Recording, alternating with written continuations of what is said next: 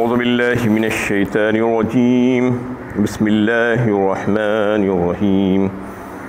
فَإِنِ اسْتَكْبَرُوا فَالَّذِينَ عِندَ رَبِّكَ يُسَبِّحُونَ لَهُ بِاللَّيْلِ وَالنَّهَارِ وَهُمْ لَا يَسْأَمُونَ۔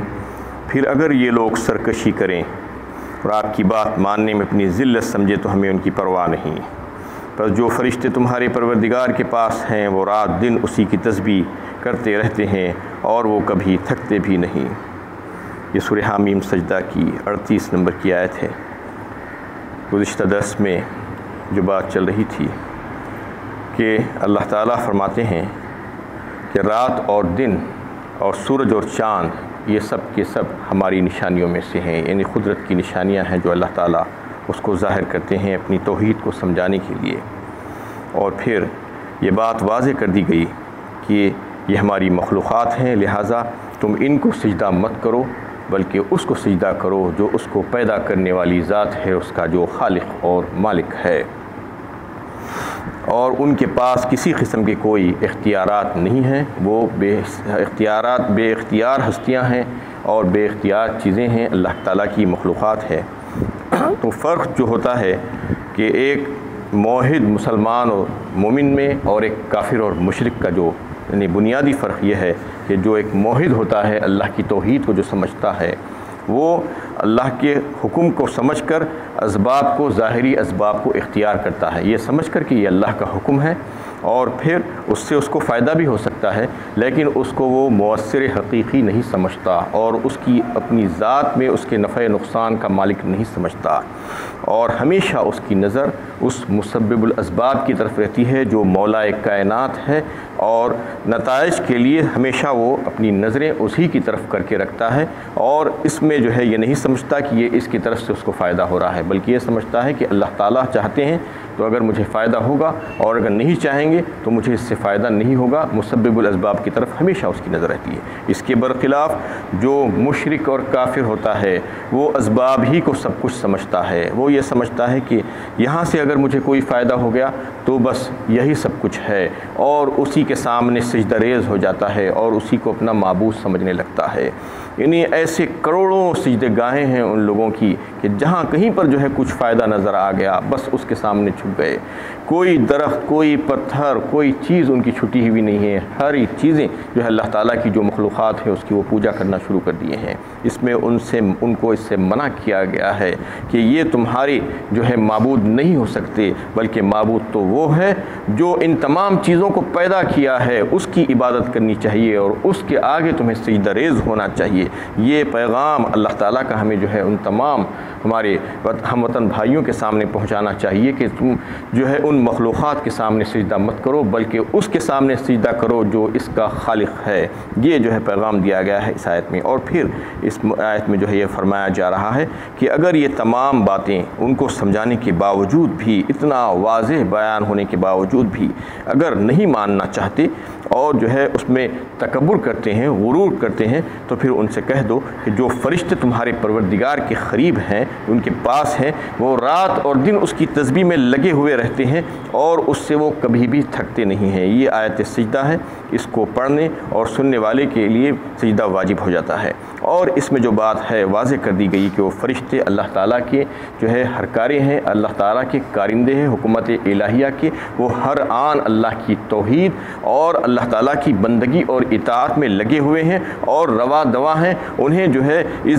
وہ اس بات کی تردید کرتے ہیں جو لوگ اس کے ساتھ کسی اور کو بھی اس کی مخلوقات میں سے شریک کرتے ہیں۔ وَمِنْ آيَاتِهِ أَنَّكَ تَرَى الْأَرْضَ خَاشِعَةً فَإِذَا أَنزَلْنَا عَلَيْهَا الْمَاءَ اهْتَزَّتْ وَرَبَتْ إِنَّ الَّذِي أَحْيَاهَا لَمُحْيِي الْمَوْتَى إِنَّهُ عَلَى كُلِّ شَيْءٍ قَدِيرٌ۔ اور اللہ تعالیٰ کی نشانیوں میں سے ایک نشانی یہ بھی ہے کہ آپ زمین کو خشک دبی دبائی حالت اور مردنی میں دیکھتے ہیں، پھر جب ہم اس پر پانی برساتے ہیں تو وہ ابھرتی اور پھولنے لگتی ہے اور نباتیات کے ساتھ تر و تازہ ہو جاتی ہے۔ تو جس نے اس کو زندگی بخشی وہی مردوں کو زندہ کرنے والا ہے، بے شک وہ ہر چیز پر قادر ہے۔ اس میں جو باعث بعد الموت کے جو منکرین ہیں ان کو یہ بات مثال کے ذریعے سے سمجھائی جا رہی ہے کہ وہ جو یہ سمجھتے ہیں کہ مرنے کے بعد دوبارہ زندگی نہیں ہو سکتی، ان کو بتایا جا رہا تھا کہ تم زمین کی طرف نظر ڈال کر دیکھو، اس میں غور و فکر کرو کہ زمین ایک وقت ایسی ہوتی ہے کہ مردہ پڑی ہوئی ہوتی ہے اور خشک ہو جاتی ہے، دب جاتی ہے، مرجھائی ہوئی ہوتی ہے، اور پھر ہم اس پر جب بارش برساتے ہیں تو وہ لہلہانے لگتی ہے، پھول جاتی ہے اور تر و تازہ ہو جاتی ہے، زندہ ہو جاتی ہے۔ بس اسی مثال سے تم یہ بات سمجھ لو کہ اس کو جس نے زندہ کیا وہی ذات ہے جو تم سب کو بھی جو ہے مرنے کے بعد دوبارہ زندہ کرے گی، اور وہ ہر چیز پر قدرت رکھنے والا ہے۔ ان الذين يلحدون في آياتنا لا يخفون علينا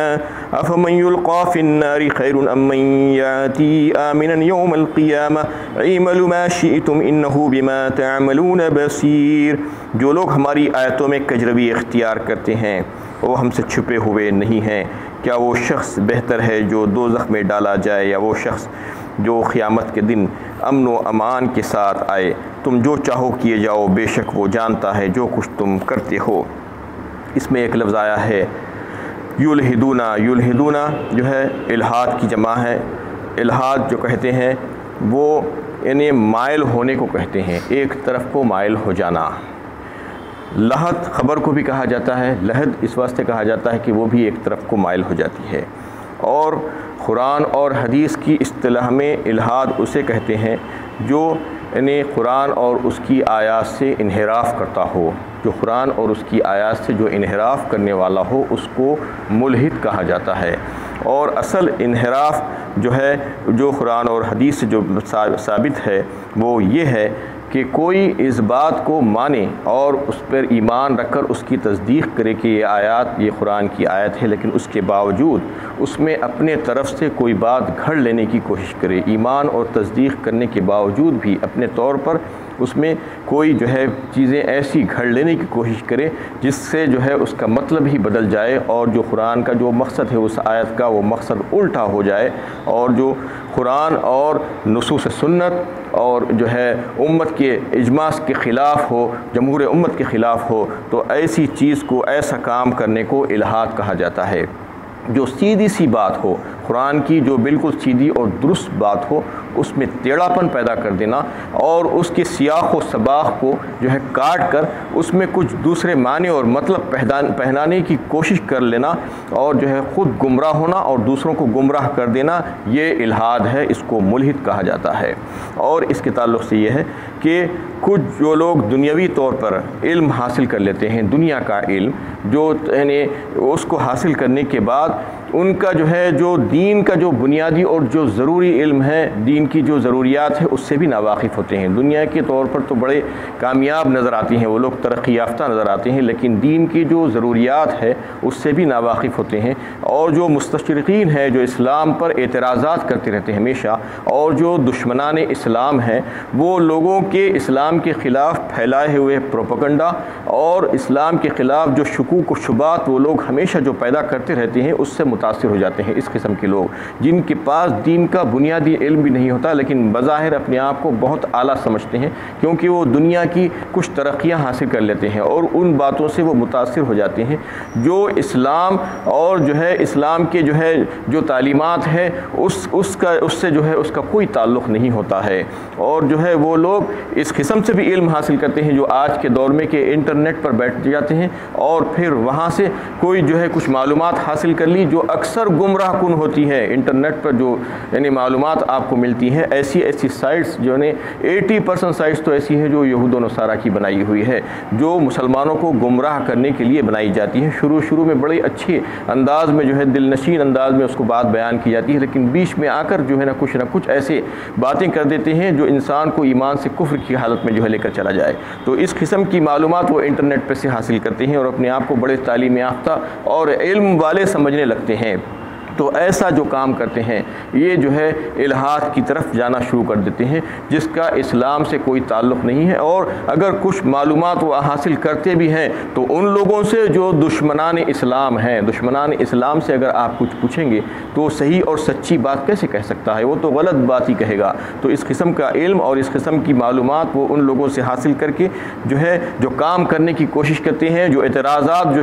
شبہات پیدا کیے جا رہے ہیں اسلام کے تعلق سے، ان کو اچھا سمجھتے صحیح سمجھ کر اس پر جو ہے اعتراضات اور بحث و مباحثہ شروع کر دیتے ہیں، یہ الہات کی طرف چلے جاتے ہیں، یہی لوگ ملحد ہیں۔ یعنی اس قسم کی جو قرآنی آیات میں جو ہے رد و بدل کرنا چاہتے ہیں اور معلوم نہ ہونے کے باوجود اس میں جو ہے اپنے عالم ہونے کا، اپنے علم کا ہونے کا جو ہے اظہار کرتے رہتے ہیں اور اس میں بحث و مباحثہ اور گفتگو میں شریک ہوتے ہیں، ایسے ہی لوگ جو ہے الہاد کی طرف جاتے ہیں۔ یہ جو ہے الہاد ہے، اور اس کے تعلق سے اللہ تعالیٰ فرما رہے ہیں لا یخفون علینا، وہ یہ نہ سمجھیں کہ وہ ہم سے چھپے ہوئے ہیں، وہ ہماری نظروں میں ہیں، ہم دیکھ رہے ہیں کون کتنا مخلص ہے اور کون کتنا جو ہے چالاک ہے اور دشمنوں کے ساتھ ملا ہوا ہے، وہ ہماری سزا سے بچ نہیں سکتا۔ افمن یلقی فی النار خیر ام من یاتی آمنا یوم القیامہ اعملوا ما شئتم، اور ذرا غور تو کرو کیا وہ شخص بہتر ہے جو دوزخ میں ڈالا جائے یا وہ شخص جو امن و امان کے ساتھ بے خوف ہو کر اللہ کے پاس آ جائے؟ جو مومن اور مخلص بندہ ہے وہ تو بے خوف ہوگا اور امن میں ہوگا، اللہ کے پاس آئے گا تو اللہ تعالیٰ اپنی نعمتوں سے اس کو سرفراز فرمائیں گے، اور جو اس قسم کی حرکتیں کر کے آئے گا وہ تو جہنم میں ڈالنے کے قابل ہوگا، جو آگ میں جلایا جائے گا۔ اعملوا ما شئتم، اب تمہاری مرضی ہے، تم جو چاہے کرو، تمہیں آزادی دے دی گئی ہے، تم چاہے تو اس کو اختیار کرو یا چاہے تو اللہ کے مومن اور مخلص بندے بن جاؤ اور اخلاص کے ساتھ جو ہے اپنی زندگی گزارو۔ انہ بما تعملون بصیر، جو کچھ تم کرتے ہو اللہ تعالیٰ اس سے واقف ہیں، اس کو دیکھ رہے ہیں، تم یہ مت سمجھو کہ اللہ تعالیٰ تمہارے عملوں سے غافل ہیں۔ ان الذین کفروا بالذکر لما جاءہم وانہ لکتاب عزیز، ان لوگوں نے قرآن کو نہ مانا جبکہ وہ ان کے پاس آیا، حالانکہ وہ بڑی ہی اہم عظیم المرتبت کتاب ہے۔ لا يأتيه الباطل من بين يديه ولا من خلفه تنزيل من حكيم حميد، حالانکہ وہ بڑی ہی عظیم کتاب ہے جس میں کوئی باطل اور جھوٹی بات کسی دور میں بھی قیامت تک کے لیے داخل نہیں ہو سکتی۔ یہ کتاب ایک بڑے ہی دانشور ستر صفات کی طرف سے نازل کی گئی ہے۔ اس میں جو ہے قرآن کا تذکرہ آ رہا ہے، ذکر سے مراد یہاں پر قرآن ہے، اور اللہ تعالیٰ فرماتے ہیں کہ جن لوگوں نے اللہ تعالیٰ کے کلام کے آ جانے کے باوجود بھی اس کو اللہ کا کلام نہیں مانا، منزل من اللہ نہیں سمجھا، بلکہ اس پر جو ہے الزامات لگائے گئے کہ یہ فلاں نے جو ہے اس کو لکھ لیا ہے اور لکھ کر ہمارے سامنے جو ہے جھوٹ پیش کر دیا ہے، اور پھر اس کو یہ نہیں مانتے کہ یہ اللہ کا کلام ہے، اس سے انکار کرتے ہیں، جبکہ اللہ تعالیٰ فرماتے ہیں کہ یہ ہمارے نزدیک انتہائی عزیز اور کریم کلام ہے جو ہم نے اس کو نازل فرمایا ہے، اور یہ باوقت کتاب ہے اور اس میں کسی قسم کا کوئی شک و شبہ ہے ہی نہیں، اور اس کی حفاظت کی ذمہ داری اللہ تعالیٰ نے اپنے آپ خود لے لی ہے۔ انا نحن نزلنا الذکر وانا لہ لحافظون، سورہ ہجر پارہ 14 میں اللہ تعالیٰ نے یہ بات واضح فرما دی۔ دوسری کوئی کتاب کی حفاظت کی ذمہ داری اللہ تعالیٰ نے نہیں لی تھی سوائے اس کتاب کی، تو اس کا جو ہے الفاظ اور معنی کا مجموعہ قرآن کہلاتا ہے، صرف الفاظ نہیں بلکہ الفاظ اور معنی دونوں کا مجموعہ قرآن کہلاتا ہے۔ اور پھر فرما دیا گیا کہ اس میں کسی قسم کی کوئی باطل بات اس کے اندر نہیں گھس سکتی، کوئی کچھ چاہ لے لیکن وہ جو ہے باطل کو نہ آگے سے نہ پیچھے سے اس میں گھسا سکتا ہے، نہ ترمیم کر سکتا ہے، نہ جو ہے بڑھا سکتا ہے، نہ کم کر سکتا ہے۔ کوئی شیطان اس کو اللہ تعالیٰ نے یہ اختیارات نہیں دیے ہیں، اس میں انسان اور جنات دونوں ہو سکتے ہیں۔ شیطانوں میں جو انسان نما شیطان ہے وہ جنات میں بھی ہوتے ہیں، اور جو ہے شیطان اور انسانوں میں بھی شیطان ہوتے ہیں، تو یہ کوئی جو ہے اس میں تحریف نہیں کر سکتے، اللہ تعالیٰ نے ان کو یہ اختیار اور اجازت نہیں دی ہے۔ ایتی بقرآن غیر ھذا او بدلہ قل ما یکون لی ان ابدلہ من تلقاء نفسی نتبع الا ما یوحی الی۔ سورہ یونس 11ویں پارے میں اللہ تعالیٰ اس بات کو جو ہے واضح فرمائے ہیں کہ یہ مطالبہ اور یہ حرکتیں شروع سے ہوتی آئی تھی۔ اللہ کے نبی صلی اللہ علیہ وسلم کو اس زمانے میں بھی وہ لوگ جو ہے اس بات پر اعتراض کرتے تھے کہ یہ قرآن کو بدل ڈالو یا اس کے بجائے جو ہے کچھ مضامین اس میں سے نکال دو، اور جو مضامین ہمارے معبودوں کے خلاف جاتے ہیں ان کو نکال کر کچھ دوسری آیتیں اس میں داخل کر دو۔ تو اللہ تعالیٰ نے اپنے نبی سے فرما دیا کہ آپ ان لوگوں سے کہہ دیجئے کہ اس کا مجھے اختیار نہیں ہے، میرے پاس یہ تمام کام کرنے کا اختیار نہیں ہے، میں اس چیز کی اتباع کرتا ہوں جو میری طرف وحی کی گئی ہے، تو اس کا اختیار اگر نبی صلی اللہ علیہ وسلم کے پاس نہیں تھا تو دوسروں کے پاس کہاں سے ہو سکتا ہے؟ آج بھی رافضیوں کا یہ قول ہے کہ 30 پارے نہیں بلکہ 40 پارے ہیں، 10 پاروں کا مطالبہ مسلسل وہ کرتے رہتے ہیں، اور دوسرے دشمنان اسلام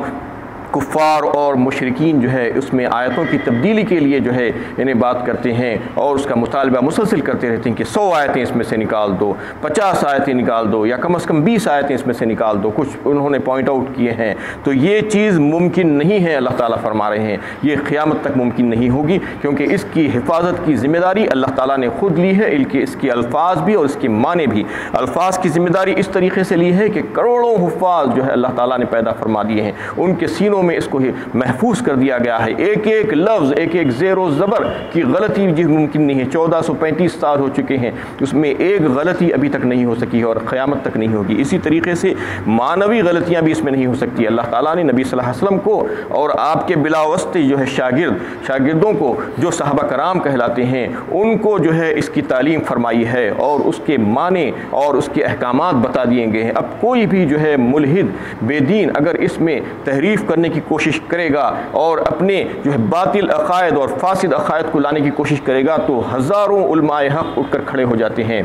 دنیا کے کونے کونے سے، اور جو ہے اس کی جو تحریفات ہیں اس کو باطل قرار دیتے ہیں، اس کی تردید کر دیتے ہیں، اور جو ہے اس کی باطل جو ہے چلنے والی نہیں ہے جو عقائد ہیں۔ اس طریقے سے اللہ تعالیٰ نے قرآن میں خود ایسا انتظام کر کے رکھ دیا ہے کہ اکثر جگہوں پر اگر آپ دیکھیں تو ایک آیت دوسری آیت کی تفسیر کرتی ہوئی نظر آتی ہے، تو اس میں معنوی تحریف یعنی ممکن ہی نہیں ہے۔ اگر کوئی کوشش بھی کرے کوئی تو وہ ذلیل اور رسوا ہونے کے سوا اور کچھ نہیں ہو سکتا۔ اس طریقے سے صحیح احادیث سے یہ بات ثابت ہے کہ اللہ تعالیٰ نے انہیں قیامت تک کے لیے ایسی ایک جماعت تیار کر کے رکھی ہے جو ہمیشہ آتے رہیں گے لوگ، اور ان باطل عقائد والوں کی جو تحریفات کرنے کی جو کوشش کر رہے ہیں اس کو مٹاتے رہیں گے اور ان کی پول کھولتے رہیں گے، اور صحیح معنی اور مفہوم اور اللہ کی رضا اور منشا جو ہے لوگوں کو سمجھاتے رہیں گے، اور باطل اور